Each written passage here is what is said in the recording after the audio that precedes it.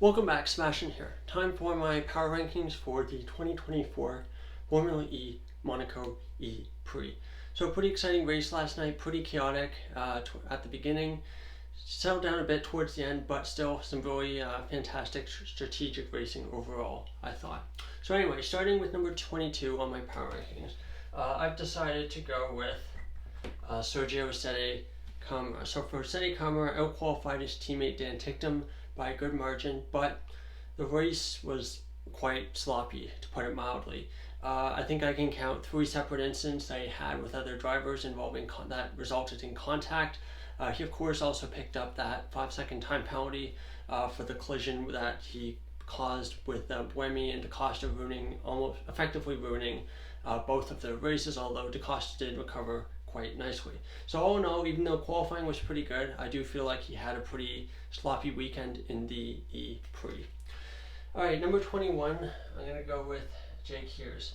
So while he did out-qualify his rookie teammate Taylor Barnard by a second, basically, the race itself wasn't that great. Of course, the qualifying teammate basically being brought in as a reserve driver means it's a pretty useless data point, a pretty useless comparison.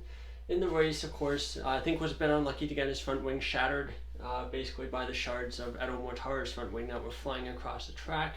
But nonetheless, even though that did hamper his race, he did get himself into an incident with Nico Müller towards the end and picked himself up a 5-second penalty. So that's kind of why I put both of them towards the bottom, simply because they both got themselves penalties, and that's something that I usually penalize pretty hard.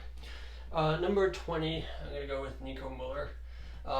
Lost his best lap time in qualifying, I believe. I believe it was because of track limits, but I'm not 100% sure on that. Started towards the back. He wasn't particularly noticeable in the races, and then of course got shoved into the wall by Hughes. Not really saying that was his fault or anything, but overall not a great weekend for Müller. Number 19, I'm going to go with Robin Freins. For Freins, was out-qualified and out-raced by his teammate Sebastian Buemi. Really rough weekend for Freins. A decent starting position, but nonetheless got himself into an incident, we believe, with Jake Dennis in the tunnel, and that, I think, compromised both of their front wings. And then of course the front wing failed a couple laps later, and that was basically the end for him. He also had contact, I believe, at Rascasse with Müller, or with Hughes at some point as well. So that was something else as well that didn't go Freins' way. Number 18, oh dear, gotta get my pen there. Number 18, we're gonna go with the rookie, the aforementioned rookie, Taylor Barnard. So for Barnard, qualifying was a bit of a write-off.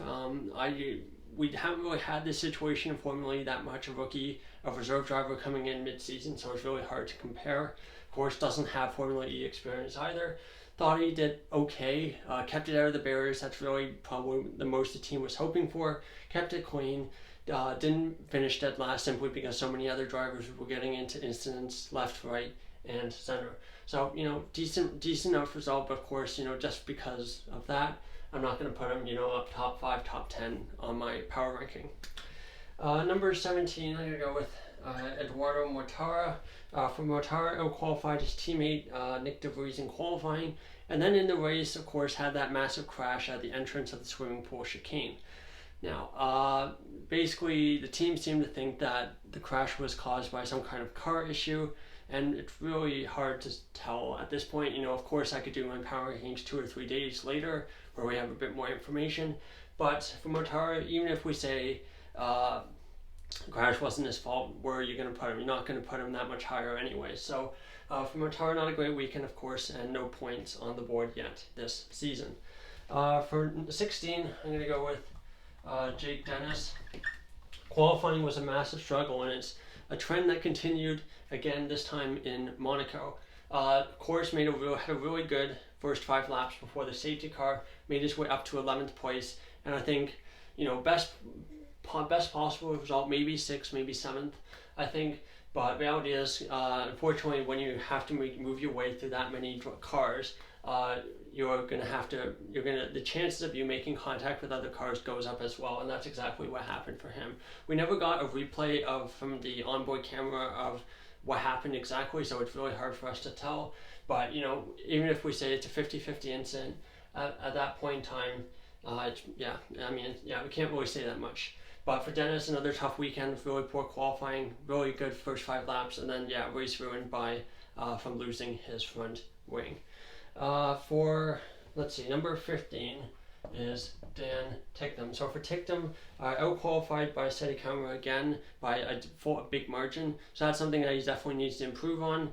The race was better, no points on the board, but at least finished decently high up, somewhere near points, and generally kept it clean, which is definitely something that didn't happen last year.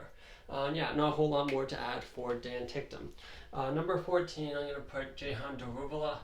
For Daruvala, qualifying actually went pretty well relative to how it's gone recently. I believe qualified 10th on the grid. And in the race, it seems like, from what I can get online, it seems like his attack mode wasn't activating, which meant that every time he tried to activate it, didn't activate, and then he lost a handful of positions, which is why he ended up so far towards the bottom in the end. And I believe he picked up a penalty as well because attack mode didn't activate. So that's really frustrating technical issue there. Nothing that he can do at that point, but still, not the best race either for Daruvala. Number 13, I'm going to go with Sebastian Buemi. For Buemi, out-qualified and outraced his teammate Robin Fines. Of course, got caught up in that early race shunt with Seti Camara and Antonio Felix da Costa. So that basically ruined his race. The only thing kind of as a devil's advocate that I would say against that is that da Costa was in that collision as well, and he still ended up in the point. So clearly, of course, it's possible that the damage to the two cars was slightly different, and that could have contributed as well. But nonetheless, really another poor weekend for Buemi, another weekend with no points. And honestly, if you look at Jaguar and you look at Envision, if you didn't know any better, you would think that they had completely different cars, completely different powertrains. So number 12, Nick De Vries. So for De Vries, honestly, not a terrible weekend. Out-qualified by Mortara, but outraced him because obviously Mortara's car ended up in the wall. For De Vries, finished, I believe, 12th on the road, 1 place behind Lucas Di Grassi, who was kind of the best of the bottom 6 teams. Or the bottom 3 teams, I should say. A better weekend overall, but still no points on the board for the Dutchman. Number 11, I'm going to go with Max Gunther. Out-qualified and outraced his teammate Jehan Daruvala. For Gunther, a bit of a tricky weekend. Looked at points like he was going to be able to finish in the top 6, and then just kind of got overtaken, kind of got shuffled down through the order, and then ended up finishing in 9th place. So I think obviously he'll be happy to get some points on the board, but I think he'll be frustrated with how that race went. I do feel like he probably thought that there was a bit more on offer. Number 10, I'm going to go with Sasha Fenestraz. For Fenestraz, a good comeback drive, out-qualified his teammate Oliver Rowland, but finished behind him in the race. So I think that's going to be the real frustrating part for Fenestraz, qualified ahead of his teammate, who's been an excellent qualifier so far this year, but still finished behind him in the race. I do feel like at some point Nissan is going to start questioning whether there may be better options available for that seat for next year. The qualifying pace isn't there, which we knew was there last year, so that's definitely a surprise. And the race pace hasn't really improved, even though this is his 2nd season, and we should start to see a decent amount of improvement by this point. Number 9, I'm going to go with Lucas Di Grassi. Out-qualified his teammate Nico Muller and outraced him as well, kind of best of the rest. Honestly, not a terrible race from Di Grassi, especially at Monaco, where it's a pretty power-hungry track. And I think 11th place obviously will be a bit frustrating not to get any points, but I think really making the best of his machinery. Number 8, I'm going to go with Norman Nato. For Nato, out-qualified and outraced his teammate Jake Dennis. Well, the bar was pretty low for qualifying in terms of like what you had to do to out-qualify Jake Dennis this weekend. Made a really good recovery in the race, had to pit early for repairs for his front wing, and then was a bit fortunate with the safety car, but was able to kind of move his way through the field. And as all the cars around him were basically spontaneously combusting, he was able to move his way up the order and ended up with a point in the end for his efforts. Number 7, Jean-Eric Vergne. So for Vergne, outraced and outqualified by his teammate Stoffel Vandoorne. Arguably had the pace to overtake and be ahead of his teammate Stoffel Vandoorne in the race, but I guess the team decided, we don't want our two drivers racing, we want to pick up these really solid points. And I guess just to be fair as well, because I guess with the attack mode strategy and whatever that they were doing. Not a terrible weekend by Vergne, but of course the team metric is always, the benchmark is always your teammate. And unfortunately a little bit behind his teammate this weekend in both qualifying and in the race. Number 6, Antonio Felix da Costa, out-qualified and out-raced by his teammate Pascal Wehrlein, but still I was quite impressed with his recovery drive from that contact in the opening laps with that collision at the hairpin, and able to recover back up to the points is a pretty nice result in the end as well. Number 5, I'm going to go with Oliver Rowland. So for Rowland, outraced his teammate Sasha Finistraz. Really good recovery drive from Rowland. Obviously qualifying, I think he'll be a bit disappointed, especially with how hyped up the performance of the Nissan powertrain was seen to be in qualifying this weekend after it had done so well last year. Unfortunately not really to be, and really at Monaco you have to qualify pretty high up if you want to compete for the win. Still able to get some solid points, and I think he's going to be pretty happy with how the first half of his season went, and just trying to build on that and be able to compete in those top 5, top 6 positions, and maybe even compete for the championship towards the end of the year. Number 4, I'm going to go with Nick Cassidy.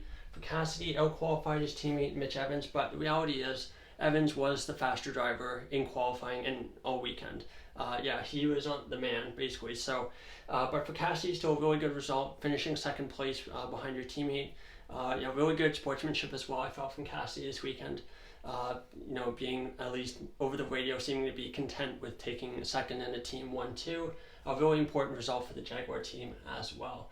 And really solid result for his championship as well. Number 3, I'm going to go with Pascal Wehrlein.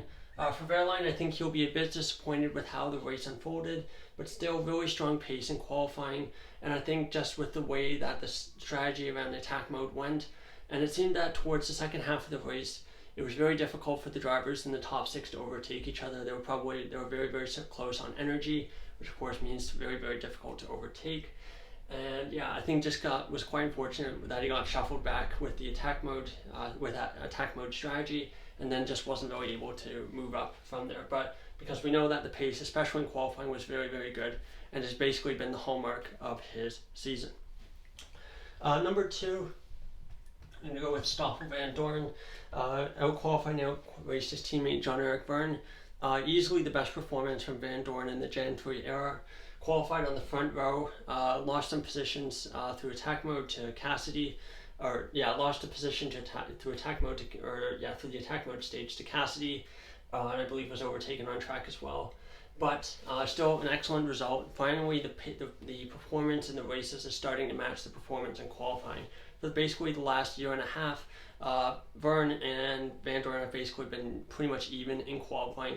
The difference is that in the race, Vergne has been able to get much better results, much more consistent results. So I hope maybe this is a sign of that things are changing for Vandoorne. He's kind of able to get to grips with these Gen 3 cars. But we'll have to wait and see to find out if that's the case. And then of course, number 1 is Mitch Evans. Didn't out-qualify his teammate, but did definitely outrace his teammate. For Evans, excellent race. This was like an absolutely dominant race, fastest in practice, looked fastest in group qualifying. If he hadn't made that mistake in the semifinal, could have gotten pole position as well, and I think he probably would have wanted those points, those 3 points that come along with it. In the race, just controlled the pace super efficiently, and made a really good use of the strategy that his team gave him. And just brought it home and looked super composed, super calm. And hopefully this is a result that gets his season rolling. He's had a bit of a rough start to the season, but there's still 8 races to go. And even though he's on 77 points, so he's about 25 points, I believe, behind Wehrlein, he's still definitely within touch and distance, and that's a lead that can definitely be closed up in those last 8 races. So there you go. There's my power rankings for the 2024, I was about to say Chinese, that was the F1 race last weekend. The 2024 Monaco ePrix. Thank you so much for watching. Goodbye.